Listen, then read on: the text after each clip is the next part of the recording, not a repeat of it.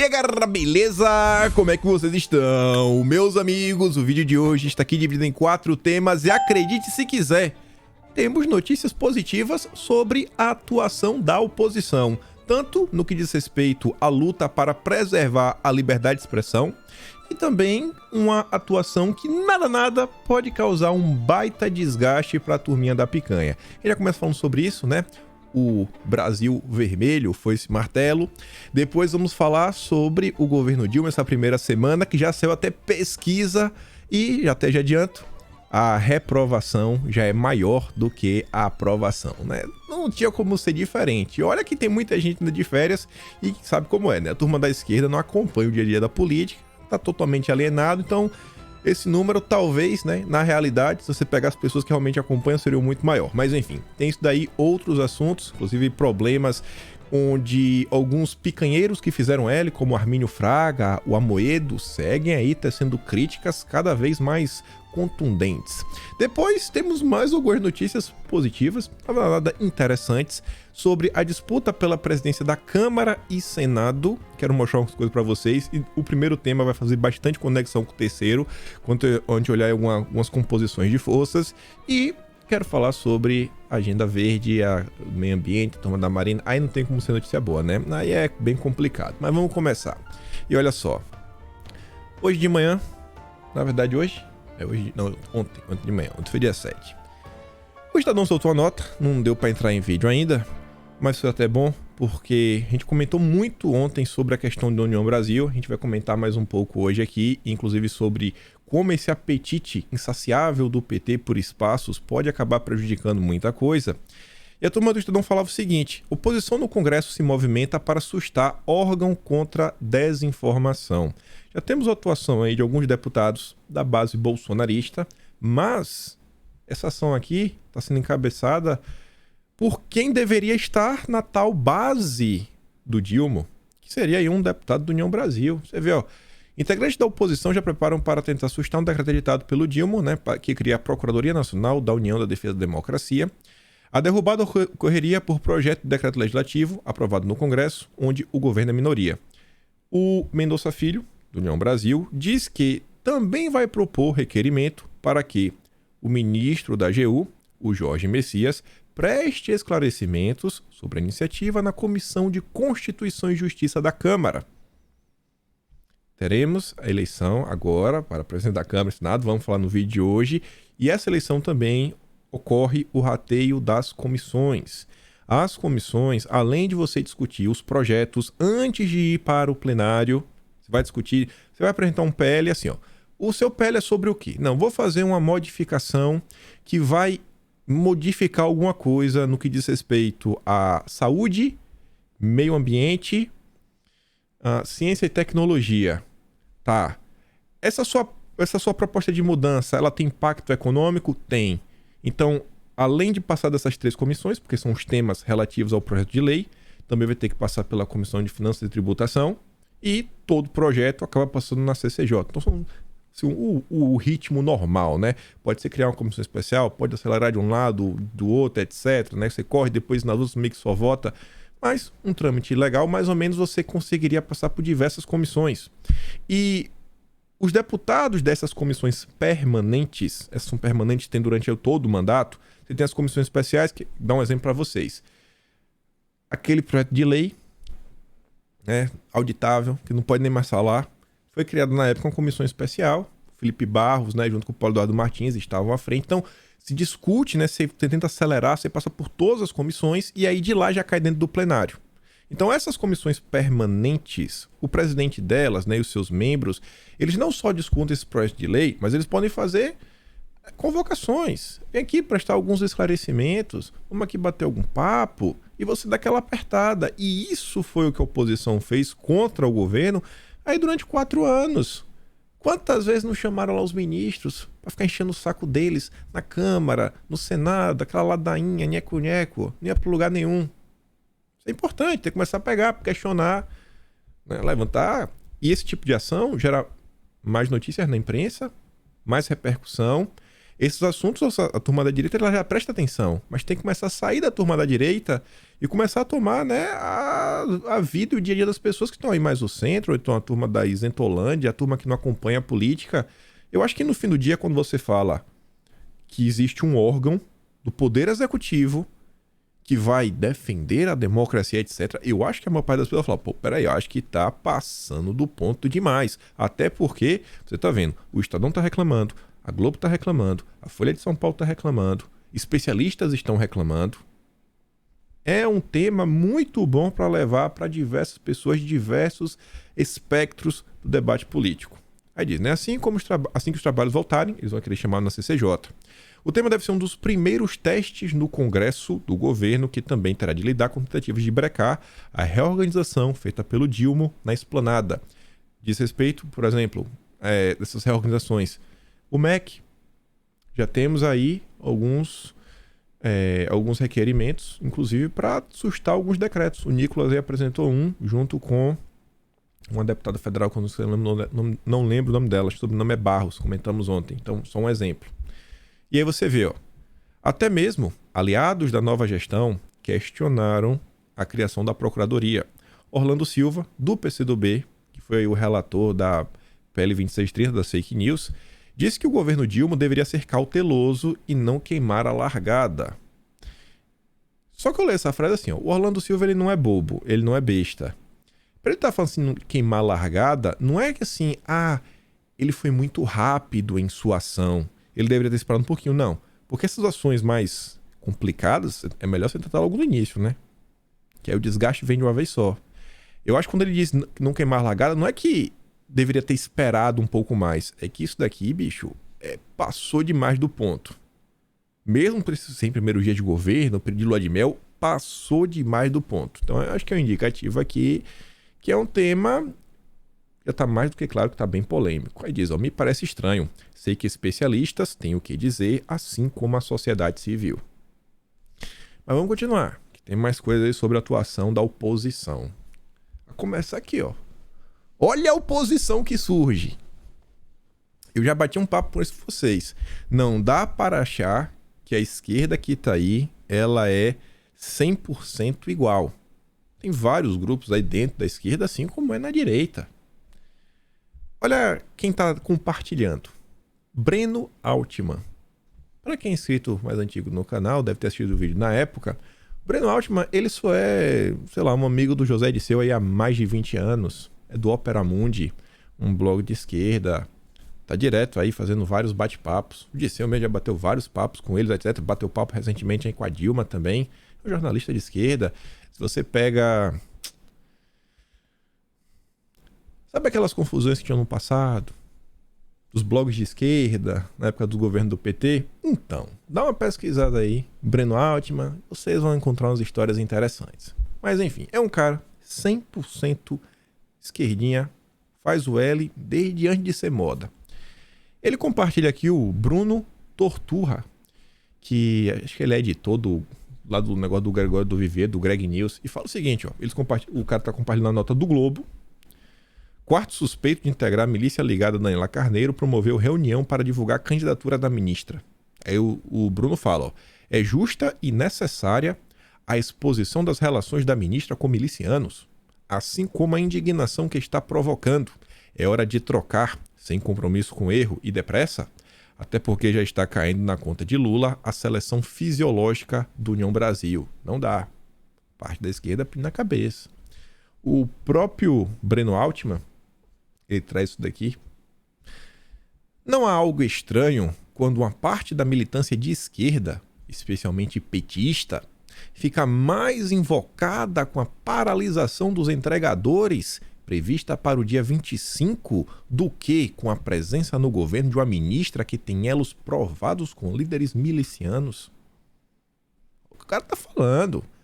A turma da esquerda está preocupada com a greve? Como assim? E que greve é essa? Se lembra daquele caso do Borba Gato?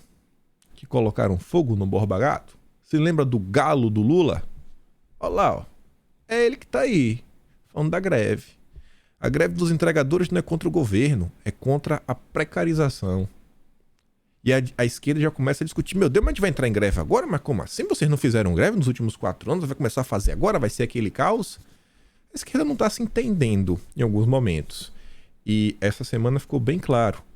Essa reunião de sexta-feira mostra que as coisas não estão indo como esperado. Você vê que a reunião ela tinha 2 propósitos. Tentar mostrar união, que a coisa não é assim. Desautorizar, né, que falou as maluquices. E também, assim, cobrar a galera por resultado, né? Acabou a lua de mel, acabou, tem que apresentar alguma coisa. Então vamos, e aí? Precisamos de pauta, precisamos mostrar alguma coisa, que tá ruim. Não tem o que mostrar. Ficar aí esperando a boa vontade da Rede Globo de ficar colocando foto sem brilho pra dizer que Bolsonaro destruiu a Alvorada, isso não vai colar por muito tempo. Aí vamos lá. Vamos voltar a falar. Gente, todo dia tem notícia da ministra. O que eu posso fazer, né? Eu não tô pegando no pé dela. Quem tá pegando é a imprensa. A começar aqui pelo o Estadão, que já dedicou um editorial para comentar sobre essas relações. E o Estadão levantou alguns pontos interessantes. O Lula não é um cara inexperiente. Ele vai falar que não sabia de nada. O Estadão fala o seguinte: ministra do Turismo não pode continuar no cargo por sua evidente relação com milicianos. Quem disse? É o Estadão, viu? O Estadão que está dizendo é evidente, não sou eu. Eu não sei de nada. Nem se discute sua eventual competência para chefiar a pasta. A questão é o dano político e ético que sua presença já causou para um governo que mal começou. Aí vai lá, né? O novo governo não completou 1 semana. Tem nenhuma semana. Mas foi o tempo que bastou para evidenciar que a ministra do Turismo deve ser demitida. Nesse discute, né, competência, etc., né, o rigor, ela nem teve a chance de mostrar se é uma boa ministra ou não. A questão é o dano político e ético no primeiro escalão, que já causou, o governo mal começou, são gravíssimas. As evidências de sua relação com milicianos da Baixada Fluminense. Desde que Daniela Carneiro foi escolhida por Lula para integrar o ministério, vieram a público evidências de sua proximidade com milicianos de Belford Roxo, seu reduto eleitoral e Nova Iguaçu. O presidente... Quem diz é o Estadão, só vou ler. O presidente não conhecia essas ligações perigosas de sua auxiliar direta? Lula pode ser tudo, menos desinformado, menos ainda ingênuo. Quem diz é o Estadão, viu? Só tô lendo aqui, pelo amor de Deus. Em sua campanha para a Câmara dos Deputados em 2022... a ministra, também conhecida como Daniela do Vaguinho, em referência ao marido Wagner Carneiro, prefeito de Belford Roxo, foi apoiada pela mulher de Juraci Prudêncio, vulgo Jura, um dos chefões da milícia local, de acordo com o relatório da CPI das milícias, de quem foi presidida pelo Marcelo Freixo, na LERJ. E o Freixo é o atual presidente da Embratur e está subordinado à ministra. O que, no mínimo, é um constrangimento para o parlamentar.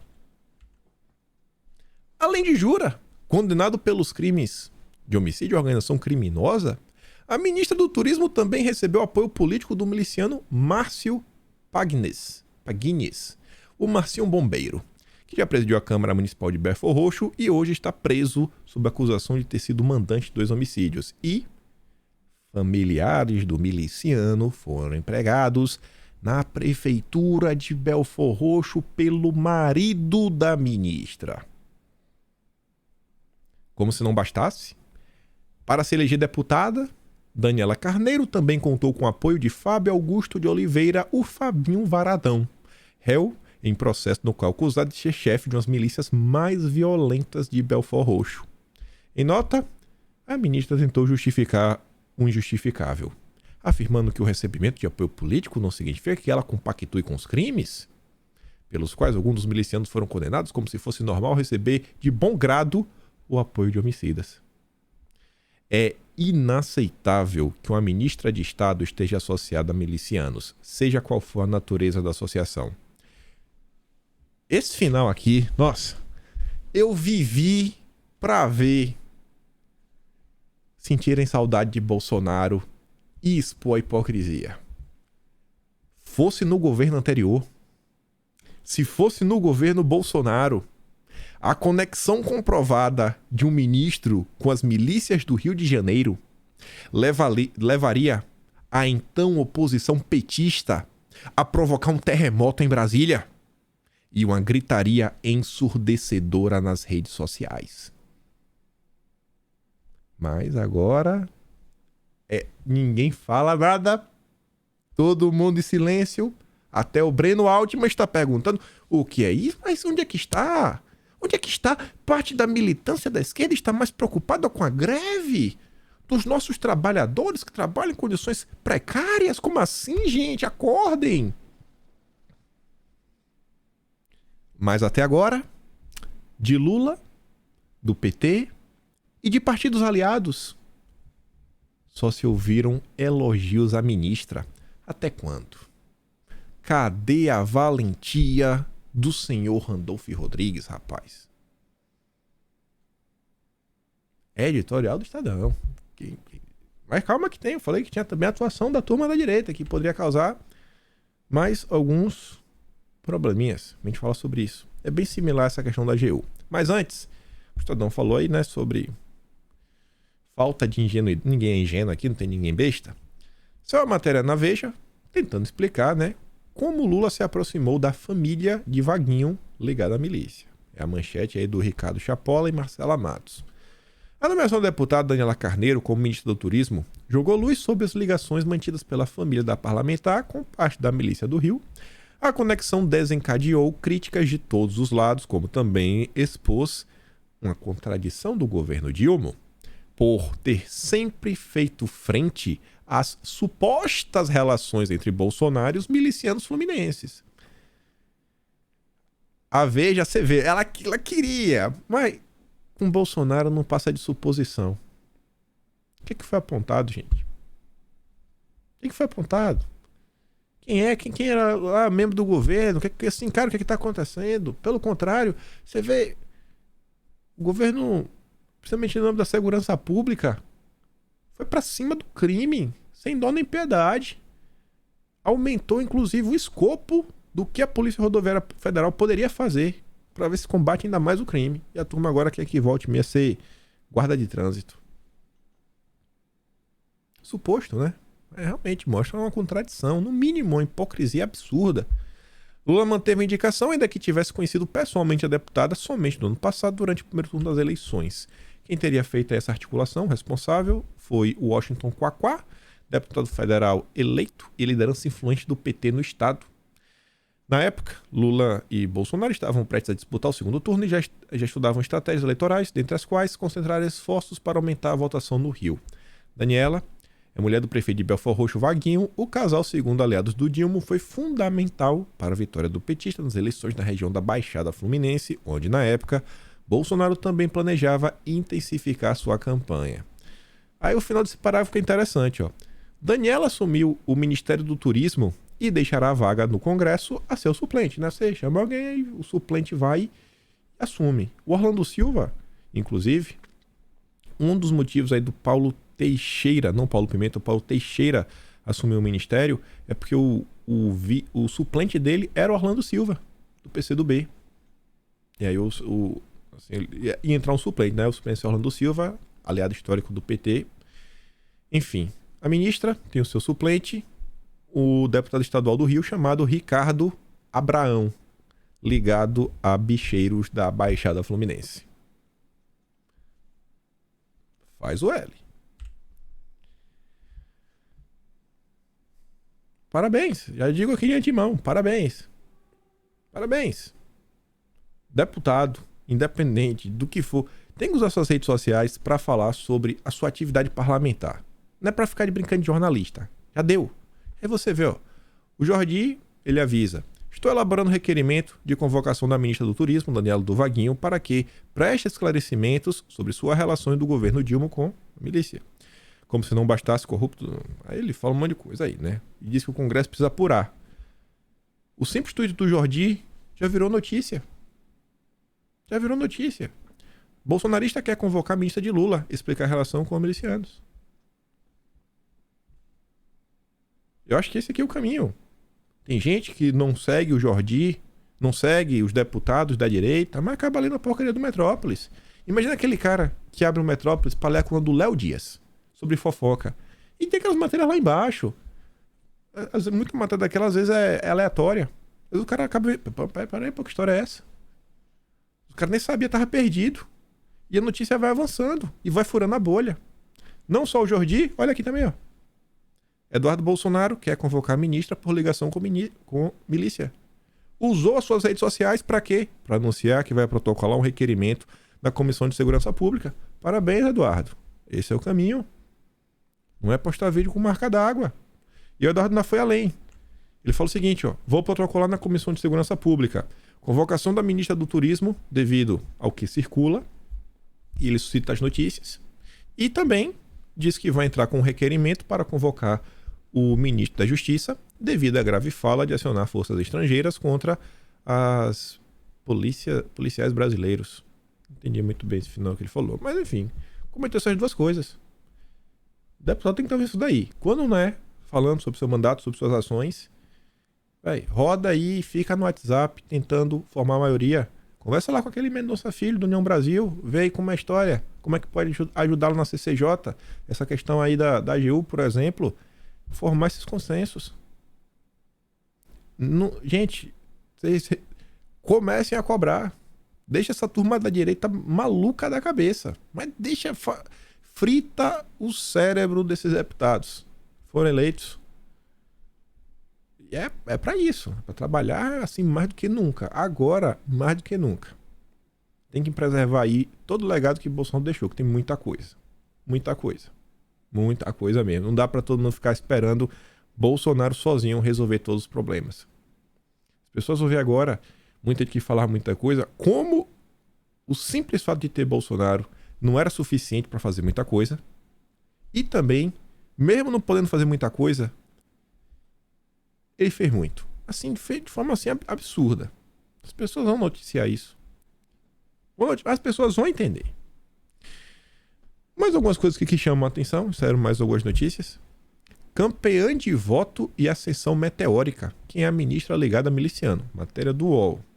Chamou a atenção em 2018 e 2022. Em 2018, Daniela se candidatou pela primeira vez e foi eleita deputada federal sob denúncias de campanha violenta. E em 2022, elegeu-se com a maior votação e mais denúncias de violência, segundo informações do UOL. Aí o Metrópolis fala o seguinte, servidora relatou ao Ministério Público coação eleitoral em favor de ministra de Lula. Em depoimento ao Ministério Público do Rio de Janeiro, servidora de Prefeitura de Belfor Roxo disse que recebia salário atrasado por não fazer campanha para Daniela. A ação, semana depois, foi arquivada em 2020. Está pegando, viu? E saiu uma nota. Essa daqui aí é complicado, né? Uma afirmação muito tensa.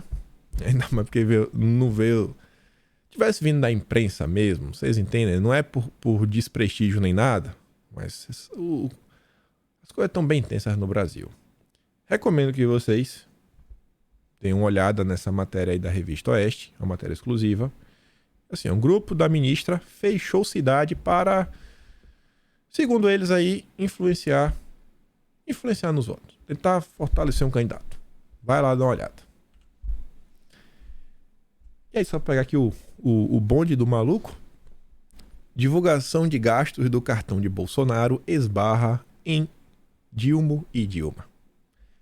Mais uma promessa de campanha. Vou derrubar todos os sigilos. O Brasil vai saber tudo que Bolsonaro fez. Todas essas maluquices, etc e tudo mais. Saberemos da verdade. Nada ficará escondido. Tá bom. Cadê? Cadê a derrubada do sigilo? Até agora não tem. Por quê? Se derrubar o sigilo de Bolsonaro, tem que derrubar de todo mundo. De todo mundo mesmo. A divulgação dos gastos do cartão de pagamento, o cartão corporativo de Bolsonaro, reivindicação de militantes durante a campanha, esbarra na proteção dos dados de presidentes anteriores, inclusive do PT. Como serão interpretados os sigilos na gestão do Dilma, né? Se o presidente determinar que os gastos do cartão de Bolsonaro sejam divulgados no portal da transparência, a decisão deverá valer para todas as gestões anteriores, inclusive a dele própria e a de Dilma Rousseff. Cadê a valentia agora pra fazer? Vai dar canetada aí. Vai ser lindo. Lindo ver. Eu acho que não vão. Eles devem continuar procurando algum meio de divulgar só o que interessa, né? Algo assim bem específico que o Bolsonaro fez pra dar vazão. Mas divulgar de todo mundo, aí ninguém quer. Mas vamos continuar. A turminha vermelha tem mais motivos para se preocupar. O ministro da Educação conseguiu aí viralizar nas redes. Comentamos ontem. Ele viralizou por não saber fazer uma matemática extremamente simples. A soma de dois números de um único algarismo. Isso é mais fácil que a tabuada. 8 mais 4. O cara somou dois números pares e forneceu um resultado ímpar. É demais. Camilo Santana disse que o resultado 8 mais 4 é 11 em vez de 12. O valor correto. E tá virando piada. Lula 3. Há sinais de que as coisas podem desembocar em outro desastre econômico. Não é crise, é desastre. Quem tá falando isso é o Armínio Fraga. Após declarar voto no então candidato, Armínio Fraga admitiu preocupação com os rumos do novo governo na área econômica. Isso aí ele falou na entrevista, na Folha de São Paulo, entrevista longa. A matéria aqui do Informante tem um resumozinho. Tenho sido cuidadoso, com o pouco que falo e escrevo, esperando posicionamentos do ministro Haddad e de seus parceiros na economia para então fazer uma análise mais embasada. Mas há no ar, existem, né, no ar, sinais de que as coisas podem desembocar em outro desastre econômico e isso de fato me preocupa. Tá com medo. Mas ele afirma que não se arrependeu do seu voto, né, porque ele foi motivado pela preocupação da manutenção da democracia do país. Foi um voto muito mais político do que econômico. Ele disse que ele estava muito mais preocupado com o que Bolsonaro iria fazer com a democracia do que o que Lula faria com a economia. Vocês sabem, a democracia brasileira, mais do que todas as outras do mundo, está sempre ameaçada e em perigo. Pensa numa menina descarada, a democracia. Não para quieta. Está sempre procurando confusão. Aí vem o Mendonça de Barros. Trouxe algumas postagens dele aí recentemente. Ex-ministro aí do Fernando Henrique Cardoso, já chefiou o BNDES, Banco Central. O governo caminha para um conflito com o Banco Central. E ele está falando que esse conflito se dá exatamente aí quando o Haddad fica questionando essa questão da taxa de juros, para onde as coisas estão indo, etc, tudo mais. E o ponto que ele coloca na mesa é o seguinte: não dá para esperar que os juros baixem sem que o governo apresente as suas metas fiscais e as suas ações para cumprir as metas fiscais, né? Todo esse arcabouço que vem sendo prometido, né? Essa nova âncora, já que o teto de gastos não serve mais para nada. Então, assim, vai fazer como? Como é que vai sustentar o Brasil? O Banco Central não pode planejar os juros diante de uma incerteza. A gente precisa ter uma certeza a mais das coisas. E não tem. Assim, todo mundo a ver navios. E o pior é o seguinte: a primeira história... Não, vamos apresentar aqui. Já vamos começar trazendo esse novo arcabouço para resolver as coisas. E novas medidas, tá? Agora não. Já mudou. Agora o novo arcabouço, a defesa é que seja apresentado depois da reforma tributária. Por um lado, pode ter sentido, que é o seguinte: não, vamos fazer a reforma tributária, porque com a nova reforma tributária, a gente vai mudar tudo, então a gente vai saber se a gente vai tirar mais dinheiro do povo. Normalmente toda a reforma tributária de esquerda tira mais dinheiro do povo, o imposto no final do dia, a carga tributária do país acaba subindo, o governo não quer perder nada, pode simplificar, mas simplifica aumentando, e aí vou justificar, não, mas vocês vão gastar menos porque está mais simples. Confia. Então, quer fazer essa reforma, só que vocês já acompanharam algumas reformas, vocês já acompanharam as discussões de algumas PECs. Uma coisa como reforma tributária seria muito similar a uma reforma da Previdência. É uma discussão que você não resolve um mês. Você não resolve um mês. É um caos. Então você está colocando que o Brasil só vai ter uma estabilidade, uma previsibilidade maior, não sei, em junho. Porque vai ter que passar a reforma. Na melhor das hipóteses, vamos pensar que o Haddad encaminha em março, abril. Aí você tem esse primeiro passo para depois você apresentar e o Congresso ter que debater se essa nova âncora presta ou não. Até junho, estamos assim, sem bússola, sem GPS, perdidos no meio do Oceano Atlântico. Esse é o governo. E quem criticar, né? Meu Deus, é capaz... Ah, mas você está contra a democracia? Aí vem o João Amoedo. Governo Dilma estuda acabar com o saque aniversário do FGTS. Ao invés de limitar ainda mais o FGTS, que é parte do salário retida compulsoriamente, o governo deveria liberar os recursos do trabalhador para que ele use quando e como quiser. Afinal, o dinheiro é dele. Pois é, né? Pois é, mas fez o L. Agora não adianta reclamar. Aí no meio disso tudo, isso daqui não é aleatório. Tem que entregar alguma coisa. E estão tentando ser engenheiro de obra pronta. Essa estratégia é sensacional. Renan Filho diz que Tarcísio entregou estradas pior que recebeu. É sério isso. Eu vejo diversas pessoas relatando que viajam pelo Brasil e notam uma melhora assim substancial. Aí ele vai falar que tava ruim, vai tapar 3 buracos, ela aqui, ó. Consertamos.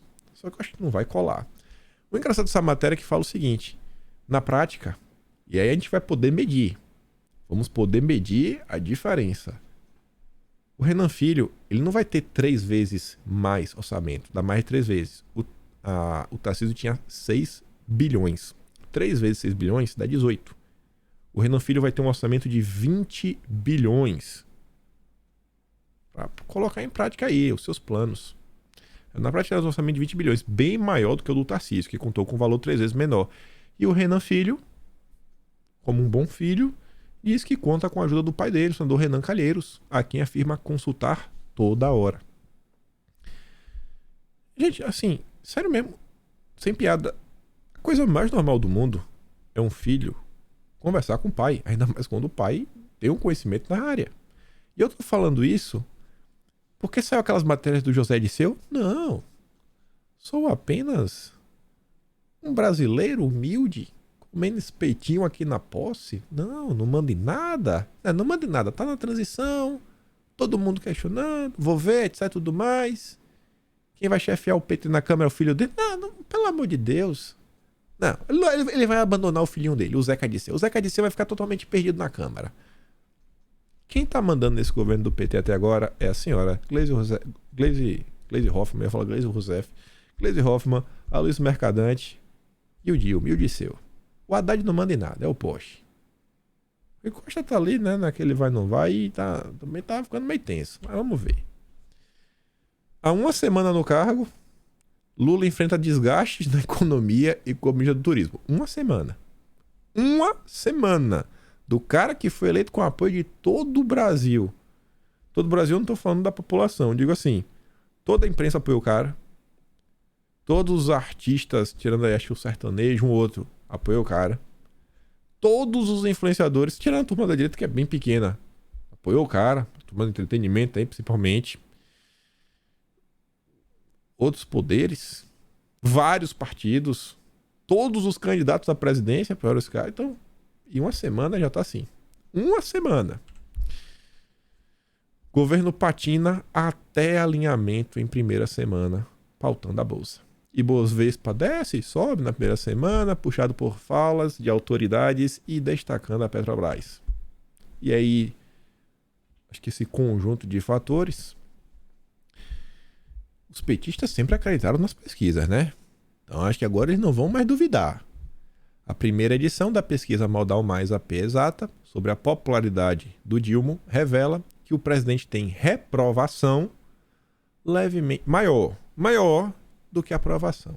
Se é levemente, se é um pouquinho, se é o cabelo de sapo, é maior. Tem mais reprovação do que aprovação na primeira semana nas redes sociais. Parabéns, conseguiu. E só tá começando. Quando a turma começar a perceber que não vai ter picanha, que o salário mínimo de 1.320 ainda não caiu na conta, que o 150 por criança também não caiu, quando a turma Saber que os preços da comida tá subindo, rapaz, acho que esse número vai aumentar. Rápido. Lembrem que mais de 61% dos brasileiros não votou nesse cara. E dos brasileiros que votaram, uma grande parte foi apenas de birra pra tirar Bolsonaro. O cenário pra ele não é sensacional, não. Aí você vê. Esse tema aqui, a turma não tá questionando de forma aleatória. Segurança pública, violência, crime, a população sente, a população percebe. E se o crime começar a crescer, com um cenário econômico ruim, que é o que vem pintando no ar, o que já tá ruim vai piorar muito rápido. Tanto que eles estão falando o seguinte, ó, Flávio Dino tem um desafio de tomar da direita a bandeira do combate ao crime. Sem querer também pegar no pé, infelizmente, eu realmente esperava que o Flávio Dino ele fosse... Pô, ele desse mais destaque em suas falas, em discursos, e falar, pô, ele bater bastante na tecla do combate ao crime, etc, tudo mais. Mas até agora ele está muito focado, né, em mudanças, quais serão assim, as novas direções que vai seguir, algumas questões internas burocráticas. Ele também está muito preocupado aí com essas manifestações da rua. São as grandes preocupações do senhor Flávio Dino, do ministro Flávio Dino. Infelizmente, né, também questão ligada a desarmamento, mas combate mesmo, vamos combater o crime, está faltando no discurso. Então acho que é quase impossível a esquerda conseguir trazer para isso. É tipo, a esquerda precisa resgatar a bandeira do Brasil. Mas os caras fazem a festa. Tá todo mundo de vermelho. Foi esse martelo, aí não cola. Aí diz, ó, Dino já chegou ao cargo empoderado. Trazia com ele apoio de nomes de peso, da alta advocacia criminal, ligada no passado ao Márcio Tomás Bastos, não à toa. Ele escolheu para secretário nacional de Justiça o Augusto de Arruda Botelho. Trabalhou com Tomás Bastos, defendeu figuras importantes na Lava Jato. Os apoios reunidos, somados à sua habilidade política, renderam-lhe, inclusive, simpatizantes no Supremo que endossaram sua indicação. Ainda na transição, Dino garantiu que sua primeira grande vitória na política conseguiu evitar que a segurança pública virasse um ministério autônomo como Dilma havia prometido na campanha. Então, assim, chegou poderoso, né? Tá mandando muito. Com grandes poderes e grandes responsabilidades. Agora, ele terá sob sua responsabilidade uma difícil missão. Tomar uma bandeira que alavancou o crescimento eleitoral da direita nos últimos anos. Não só elegendo Bolsonaro, como a bancada expressiva de deputados cujo principal discurso é o combate ao crime, quase sempre por meio de iniciativas que propõem o endurecimento das leis e um maior poder de atuação para as polícias. A pauta sempre esteve associada à direita, com bordões como... Nem vou falar, né? Afirma Arthur Trindade, presidente do Fórum Brasileiro de Segurança Pública. O nó a ser desatado é como implantar uma gestão que controle o combate direto ao crime com políticas de desenvolvimento social e respeito aos direitos humanos. Dois princípios caros à esquerda. Pragmático, Dino afirma que o único jeito do campo progressista se apropriar do tema é mostrando resultados. Será que vai? Precisamos colocar os crimes patrimoniais na mesma trajetória de queda dos homicídios. Esse é um resultado que, se alcançado, legitimará nossa visão de como fazer as coisas. Esse aqui é um âmbito que eu não consigo torcer contra a esquerda. Não consigo, porque é torcer contra a vida humana. Eu realmente espero que o governo consiga ter algum tipo de sucesso. Só que quando a gente olha as medidas que estão sendo tomadas, eu acho que não vai dar certo. Não tem como eu torcer pra isso aqui dar errado, sabe? Segurança. Economia, você vai falar, não, porque o pessoal aguenta, o pessoal sofre um pouco, né? Reduz o orçamento. Mas segurança, aí não dá pra você torcer contra. Eu fico realmente triste de ver tudo sendo colocado na mesa, né? As prioridades. Eu vi essa imagem aqui do Amazônia Azul. Diz muito. Polícia Rodoviária Federal, 2019-2022. E outra foto ali, né, que seria um cara com o radar. A possível mudança. Com certeza a Polícia Rodoviária vai continuar fazendo apreensões. Com certeza. Mas será que vai ser como era antes? E não é porque eles vão estar com uma vontade de trabalhar. É porque o próprio escopo das atividades está sendo reduzido. Será que o investimento que foi feito vai continuar? O destaque que eles estavam recebendo vai continuar?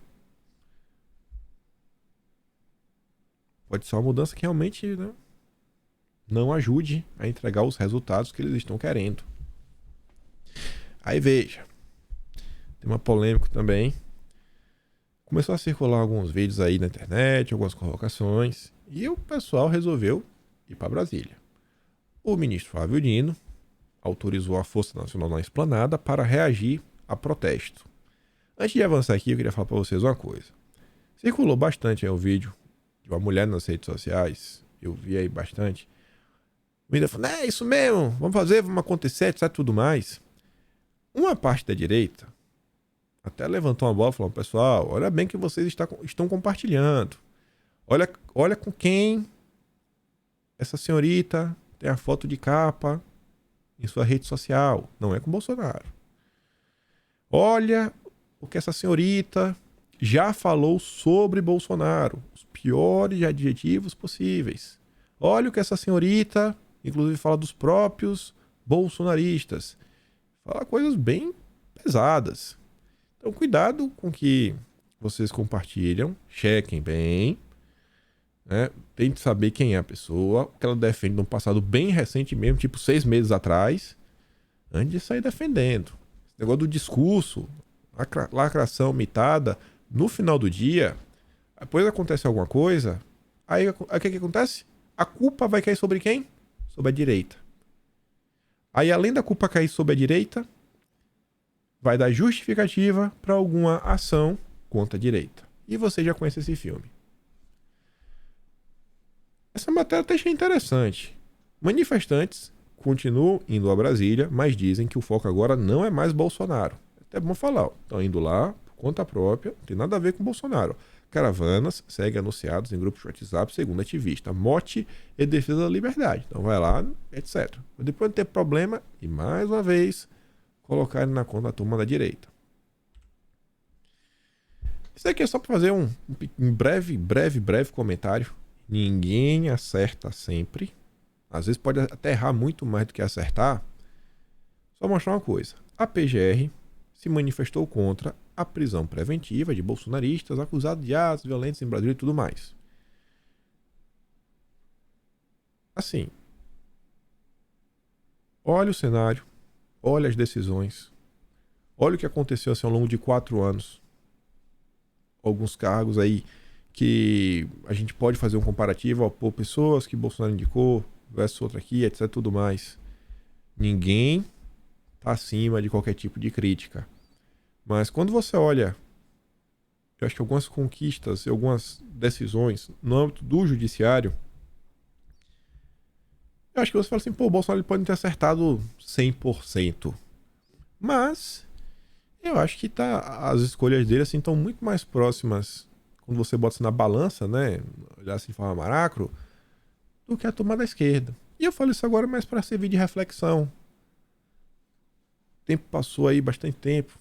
Muitas vezes jogavam pedra, mais isso, mais aquilo, outro, mais etc, tudo mais. E às vezes algumas variáveis não entravam nas análises das pessoas, como simples falar o seguinte, pô, esse nome ele vai passar pela sabatina no Senado? A sabatina no Senado ela não é técnica. A sabatina no Senado é uma sabatina política, né? O cara vota do jeito que ele quiser, não tem um critério. Então você vai passar, vai ter força política para esse nome ser aprovado, etc, tudo mais. Eu não falo isso para nenhum local específico, eu falo como um todo mesmo. Só para você ver de análise. Acho que muita gente que fizeram várias críticas, falou, pô, talvez só ter apoiado, não é apoiar de forma cega, mas, sei lá, às vezes relevar uma coisinha aqui, uma coisinha lá, em nome de um bem maior, talvez tivesse sido um pouco melhor. Governo desmilitariza o entorno do Dilma. Ninguém esperava algo diferente, ele prometeu durante toda a campanha, já está acontecendo. E vamos aqui para outro assunto, bem interessante. Não sei se vai dar para falar da Marina. Espero que dê. Mas enfim, isso aqui é importante. Eleição para presidência da Câmara e Senado. Algumas notícias positivas. Aliados do Dilma acenam com cargos à lira para contornar mal-estar na formação do governo. Aí fala, né? A turma aí tá tentando dar uma ajeitada, as coisas estão ruins. Todo o trâmite foi daquela PEC do rombo, junto com Tem algumas coisas aqui na matéria, então não adianta assim, ó. As negociações envolvem manter ou até mesmo aumentar o controle de caciques do Centrão sobre a Codevasf, que é uma estatal bem cobiçada por sua capacidade de execução de obras e serviços em redutos eleitorais políticos. Não é assim, gente, o pessoal quer poder fazer entrega, poder rodar. Se vai fazer treta no meio, pode ter. Mas além disso, eles querem um objetivo, eles querem poder entregar, mostrar para o povo, estou trabalhando por você. Porque isso daí ajuda a aumentar a base, a aumentar o tamanho do partido. No jogo político é importante ter esses espaços. Aí fala o seguinte, né? Que a relação não anda tão boa. Porque o Dilma meio que deu uma rasteira aí nos planos do Lira, como por exemplo, em cima da hora, ele decidiu não nomear nenhum nome ligado ao Lira. O Elmar Nascimento estava cotado para assumir o Ministério da Integração Nacional. Não colocou. Colocou o cara do Alcolumbre, que não tem representatividade dentro do União Brasil. Prometeram que ia mudar, ele ia até mudar de partido. Falou, não vou mudar, vou ficar aqui no PDT. Mas como assim? Então o União Brasil não ganhou 3 ministérios, ganhou 2. E o PDT ganhou 2, mas na verdade é 1, porque esse cara é do Alcolumbre, não é do PDT. Não, é do Alcolumbre. O Alcolumbre ganhou um ministério só pra ele. Só pra ele. Então já começou a gerar esse mal-estar. Além do Elmar, que ficou de fora chupando o dedo, o Lira, você vê o próprio Mendonça Filho. Eu falei, ó, primeira notícia vai voltar. Você vê que a União Brasil já está começando a criar algumas confusões. Aí continua, né?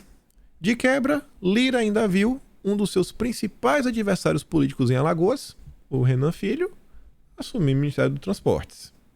Não o Renan, né? A família Calheiros. Problema. Antes disso, já tinha aquele mal-estar, a irritação, com o empenho do Dilma em articular pelo fim do orçamento secreto. Lira já relatou aliados, o incômodo com o desprestígio. E aí, ao mesmo tempo que assina a Lira, o PT trabalha para dividir aliados do presidente da Câmara num jogo duplo que tem como objetivo enfraquecer alas de partidos do Centrão ligadas ao bolsonarismo. Então, mais um problema. Então, assim, cara, vai fazer como? Só jogando contra, cada dia tentando dar mais uma rasteirinha, devagar e sempre. E com aquele discurso, não, olha só, harmonia. Na sexta-feira, citou nominalmente o Lira, o Pacheco, nós precisamos muito mais do Congresso do que deles da gente. Balela! Ninguém compra esse discurso, só os bocó da imprensa. Nesta semana, petistas intensificaram o assédio para levar os republicanos para a base aliada.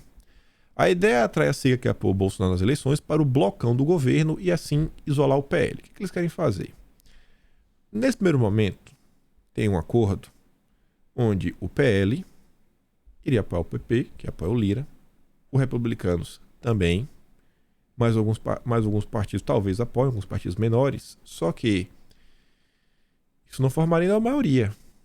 Tem um partido aí que está meio que em cima do muro que deve definir qual será o bloco que formará a maioria, que é a União Brasil.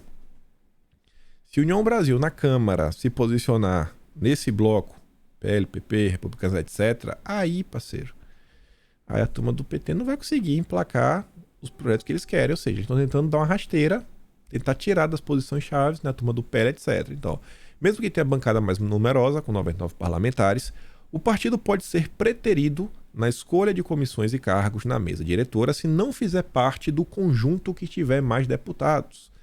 Segundo os cálculos do PT, esse blocão, o deles, tem 260 parlamentares, se contar com União Brasil. Só que deputados da sigla, porém, ainda não receberam indicação se União Brasil, que tem 2 nomes no primeiro escalão do Dilma, participará do grupo. Tá meio que na mão do União Brasil. Vai ou não vai? Vai ou não vai? 260 é maioria. Escolhe o primeiro. E aí, com certeza, o PT vai querer pegar a CCJ. O PT não é besta. Aí, cadê, senhor? Calma que a gente chega lá. Tem outra notícia. Outra, que envolve a turma da direita. Tá. Aí, veja. Vamos tentar apaziguar. Eu até acho que o Dilma, por ele, deixaria o Lira ficar com a Codevasf. Vai, fica aí. pra gente não aumentar o clima de tensão. Só que aí entra o apetite insaciável. Acho que o Eduardo Cunha estava bem certo quando falou sobre isso. Emissários do Dilma já informaram a União Brasil que a Codevasf deve ficar com o indicado do PT para evitar disputas entre os partidos aliados. Mas como assim, bicho? Hoje o órgão é comandado por uma padrinhada do Amar Nascimento. Vai tirar de novo? A turma aí, acho, do Centrão, né, do Lira, vai ficar meio chateada. Então o PT segue, né, tocando o barco, apertando. Tá indo com muito sede ao pote. Aí que você vê. Evangélicos caminham para a racha em meio à disputa por espaço na Câmara. Tanto aí pela vice-presidência da Câmara, quanto para você ver que vai ser a liderança evangélica, né, da Frente Parlamentar Evangélica. Aí a matéria fala o seguinte, que o PL, neste momento, tem um acordo com Lira pela vice-presidência e até agora só o nome que se apresentou. Quem diz isso é o Sóstenes Cavalcante, dando a alfinetada no senhor Marcos Pereira. O senhor Marcos Pereira do Republicanos, ele quer ser o vice-presidente. Agora, inclusive, faz até mais sentido quando trouxe a matéria no início da semana passada que falava, quando saiu lá que os deputados de direita, 30 deputados, querem lançar uma candidatura própria, só deles, porque não vão compor, eles não se misturam. E aí o Sóstenes que falava, temos umas promessas aí, né? Melhor cumprir os acordos políticos, etc. Acho que ele tá falando isso daí, né? Que ele, até então, é o nome para assumir a vice-presidência da Câmara. E aí pensa o seguinte, com certeza vai ter um dia que o Lira não vai presidir. Isso aconteceu por diversas vezes. Diversas vezes. Nesse dia que o Lira não preside, tá lá o sócio do PL. Ele é um cara muito mais à direita, com certeza. Não é? Assim, meu Deus. O sonho do conservadorismo brasileiro. Não é. Mas, quem sabe, né? Aí num dia como esse, às vezes tem um coro ali, passa uma coisa, passa um PDL contra o governo, joga uma casca de banana. É uma oportunidade perfeita. Então você ter, óbvio, também dá pra fazer qualquer coisa, porque depois o Lira fala, mas peraí, pô.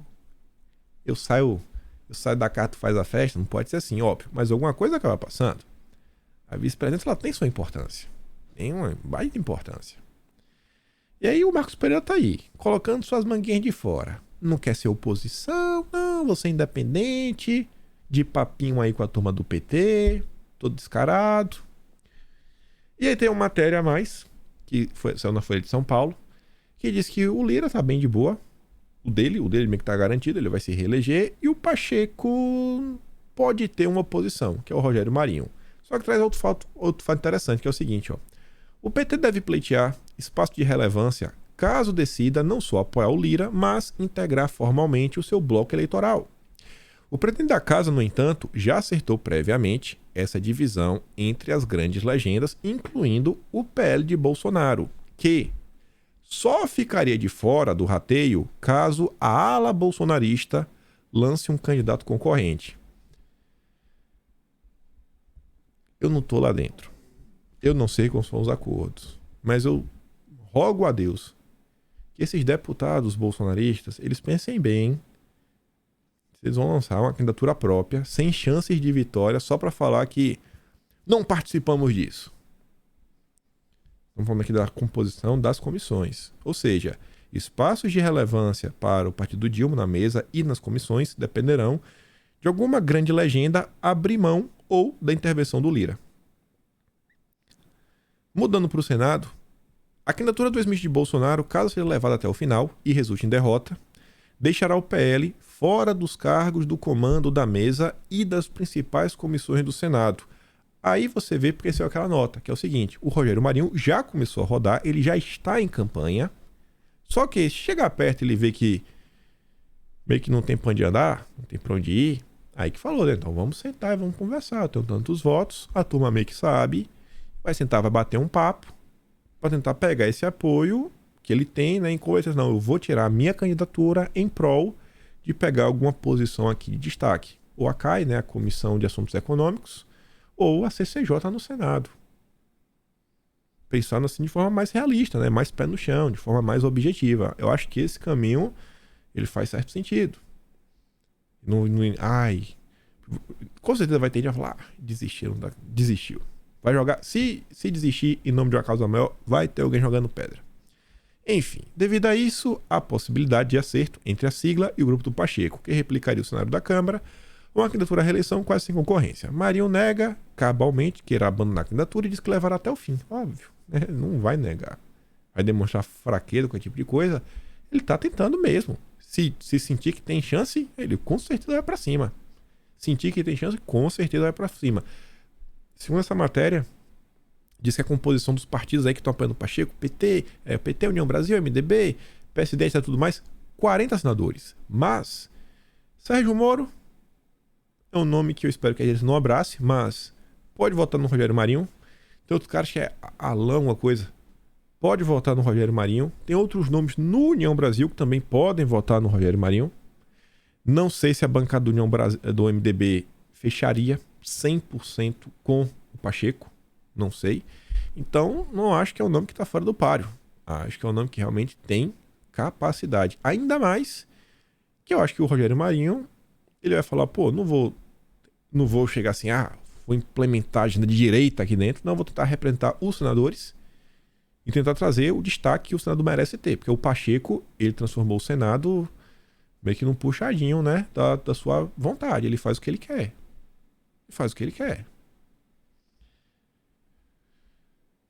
E dá tempo de falar rapidamente sobre a Marina. Bem rapidamente. Essa notícia eu mostrei ontem. Me preocupou.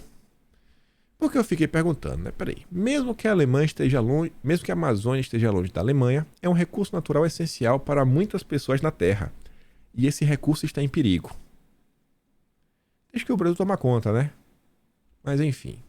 Aí vejam como são as coisas. Já está tendo a discussão. Obviamente a menina já tem alguns nomes na cabeça há um bom tempo, né? Quem vai assumir a autoridade climática? Possivelmente uma das posições com maior poder real dentro desse governo. Uma canetada de peso. E a Maria está contando um cara aí chamado Tasso Azevedo. Atualmente é coordenador geral da iniciativa MAP Biomas, uma rede formada por mais de 70 ONGs, ONGs, universidades e startups de tecnologia, que reúne e publica dados para monitorar o uso da terra e das águas nos biomas brasileiros e combater o desmatamento e as queimadas. Também coordena o sistema de estimativa de emissões de gases do Observatório do Clima, uma ONG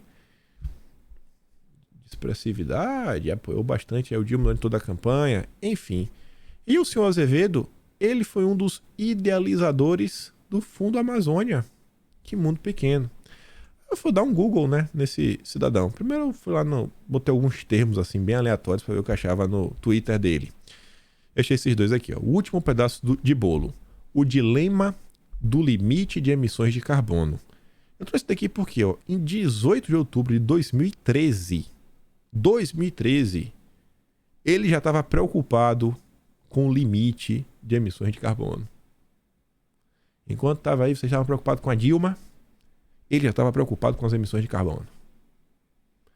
E um governo aí que faz vários acenos, inclusive essas questões de crédito de carbono, isso me preocupa um pouco. E outra postagem de 2010, ONU estabelece grupo de figurões para levantar recursos para mudanças climáticas. Gordon Brown e o Soros, o famoso Jorginho, estão entre eles. Você vê aqui, ó, em 2008, quando foi criado a questão do Fundo Amazônia, que é só uma pauta, né, uma ata de reunião do BNDES, que o BNDES que ia ficar responsável por gerenciar o Fundo Amazônia, etc, tudo mais. Tava lá, ó, o Tasso já presente. Em atendimento ao primeiro item da pauta, o representante suplente do Ministério do Meio Ambiente, o Tasso Rezende Azevedo, apresentou os objetivos do fundo e o modo de determinação dos limites para a captação de recursos em função da redução do desmatamento. Aí você vê ali, né, que estava presente, estava lá junto com Carlos Mink, mais uma galera. Não trouxe o documento completo, mas só para mostrar que já estava nessa discussão há muito tempo. Você vê que a Marina Silva fez um discurso que ganhou destaque aí, como frase do dia, segundo Matheus Leitão. Nossos filhos e netos já nascerão sustentabilistas. Uns serão conservadores, outros serão progressistas, uns capitalistas, outros socialistas, mas todos serão sustentabilistas. Todo mundo vai ser meio obrigado, né, a abraçar essa agenda, segundo a Marina. Ai. Aí veio isso daqui. Isso aqui precisa de um tempo para explicar. Não, isso aqui eu vou deixar para comentar depois. Mas só para terminar, a imprensa, né, ontem estava falando o seguinte: metade das geleiras vai desaparecer até o fim do século. Só para relembrar que, por diversas vezes, eles prometeram algumas coisas que não aconteceram, como, por exemplo, verões do Ártico não terão gelo em 2013. Isso era mentira. Neve que cobre Kilimanjaro deve acabar totalmente até 2015. Isso também não aconteceu. Mas eles seguem com essa pauta, tudo em nome da ciência. Esta aqui também dá para comentar rápido. Ministra do Esporte defende incluir atleta trans em disputas. Ciência. Isso daqui eu comento depois, que envolve nomeações. Algumas ideias aí que a turma da Sônia Guajajara tá pensando. E as primeiras decisões delas aí, nos próximos dias. Aqui tá o link das matérias do vídeo de hoje. E ficamos por aqui. Se gosta do meu trabalho, passa o nome do canal, tem um Tony Valeu, tem um Patreon aqui na descrição. Compartilhe o vídeo, é o que eu peço mesmo, né? Se der, não vai cair teu dedo. E espero, com fé em Deus, poder te ver amanhã de novo, né? As coisas sempre estão bem complicadas. Aquele grande beijo, abraço, tamo juntos. Valeu, meus amigos. Fui!